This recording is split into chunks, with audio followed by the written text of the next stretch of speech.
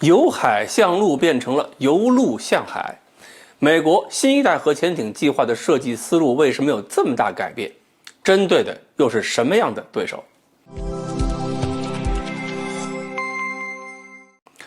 各位网友，大家好，我是刘小飞。如果说比较核潜艇的发展水平啊，如果不考虑国内自媒体用键盘打造的这个094C、095还有096，还有等等后续型号，那么当今世界领军的应该还是美国，然后是俄罗斯。美国核潜艇发展呢，通常倒是不会去追求某个性能的极端的数据，比如说呢，就不会造出什么所谓潜深1500米的攻击核潜艇、弹道导弹核潜艇，那是咱们自媒体干的。而且呢，也不会去搞什么特别夸张的航速，搞得很均衡。而且那个武器种类呢，也不会像苏联潜艇一样特别花哨。你看一艘潜艇上，鱼雷的品种特别多，不同型号、不同体质，导弹特别多。但是你看美军核潜艇的武器装备性能会在一个很坚固的方面上去讲，比如说声纳系统它一定会丰富，探测能力一定比俄罗斯的强。俄罗斯的各种导弹、各种鱼雷，在美国潜艇上反映的一般就很简单了 ，MK48 鱼雷、鱼叉反舰导弹，或者是战斧巡航导弹。而且呢，随着战斧的不断发展，型号也有变化，那么现在用战斧就可以替代原来鱼叉的工作了。前一段时间，美国核潜艇呢特别注意的还是战斧巡航导弹的使用，不仅仅是一部分俄亥俄级弹道导弹核潜艇改行去当巡航导弹核潜艇了。你看这个发射管，把弹道导弹发射管换成一个可以容纳7发战斧的一个新发射管，那么通过这种多用途战斧就可以实现对陆攻击和反舰作战的兼顾。而且呢，现在美军的攻击核潜艇也基本都带了巡航导弹了。到了弗吉尼亚级，甚至要开始加装垂直发射系统，开始呢是发射12枚，然后呢到了弗吉尼亚的 Block 5，又增加了一个专门的舱段，可以装4个发射管。那个发射管又是那样的，就是每个发射管能装7枚战斧，就增加了28枚。这么一算下来，到了 Block 5，就是新的那个弗吉尼亚，能够发射的战斧巡航导弹就有40枚之多。说明美军对核潜艇执行对地打击任务，还有远程反舰作战任务还是很看重的。但是呢，美军计划下一代的核潜艇啊，就是 SSN (X) 啊，就是 S 是下一代，有点走回头路了。原计划它的新的一个方案呢，是要跟那个弗吉尼亚的新一代是一样，也要安装那个28枚战斧的那个模块。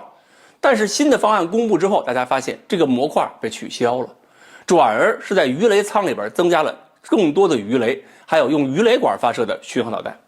同时呢，也要求新一代核潜艇航速、安静性都要优于弗吉尼亚。这个设计变化说明，对地攻击重要性在美军攻击型核潜艇的功能排序中呢下降了，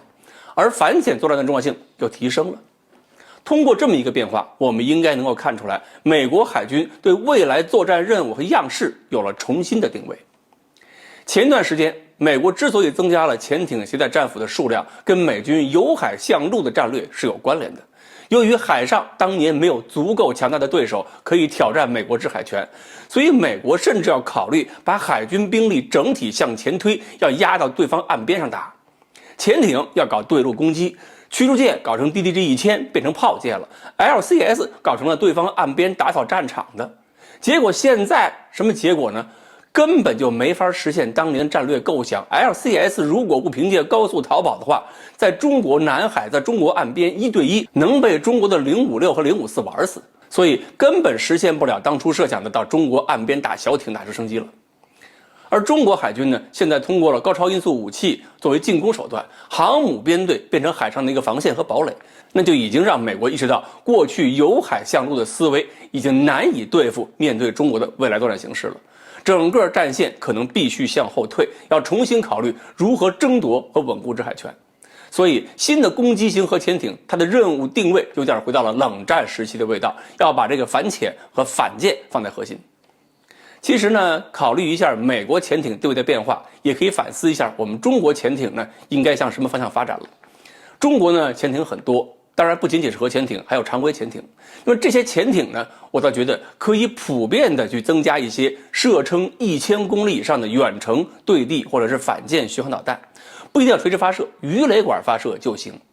中国家门口，毕竟我们潜艇更多，每艘艇带的巡航导弹也许没几枚，但是潜艇数量增加之后，这样的发射总量也是相当可观的。